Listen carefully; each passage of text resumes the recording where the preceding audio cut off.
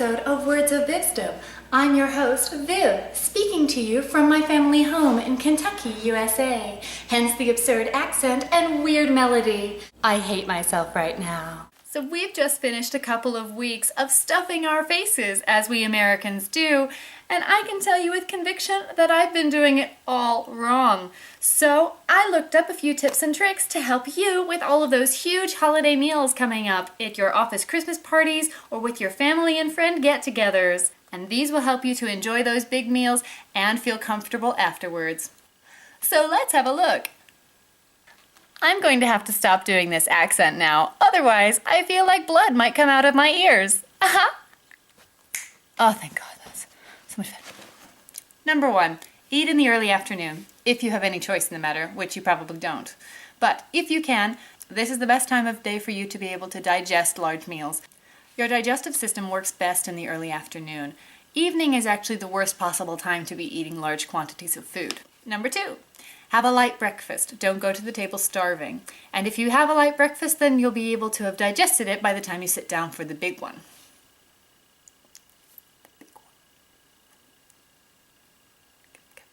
Just cut that. Don't use that. Okay.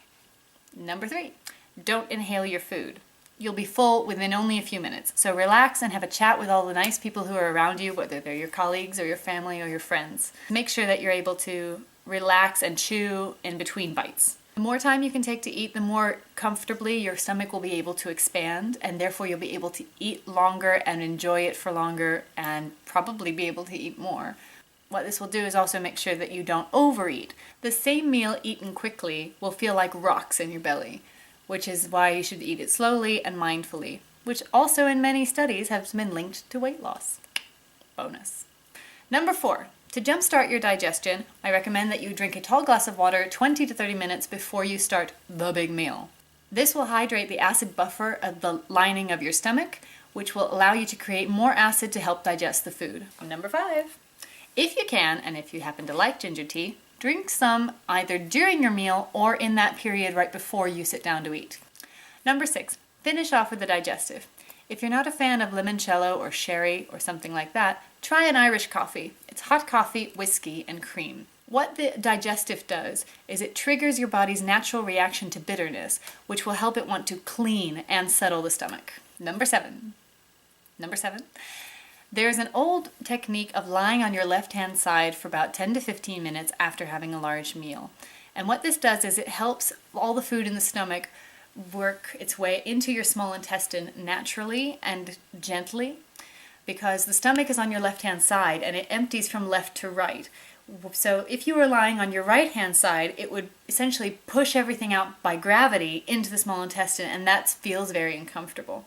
So if you're going to have a little lie down, not a full siesta, this isn't a nap, this is just a little relaxing recline. If you have a sofa, by all means use it. If you have to, just lean against the table, for a little bit on the left-hand side, and that will help everything move itself down gracefully and effortlessly.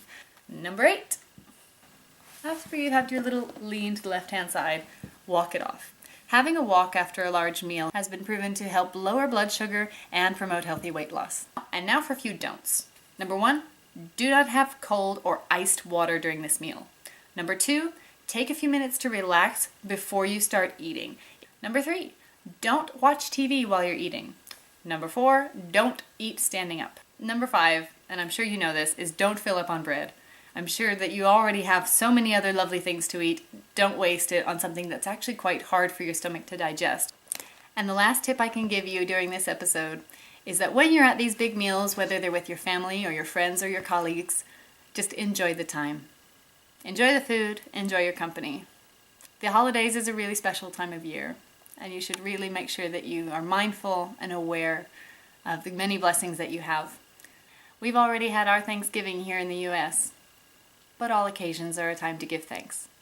So that's all from me. Check out all the other posts by all the other contributors. They're all brilliant.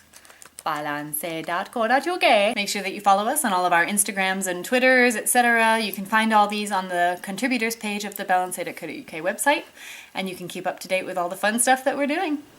So thank you so much for joining us here on Words of Vivsdom for Balanse.co.uk, the Scandi Living blog for a good work-life balance. And we hope to see you again soon. Bye-bye!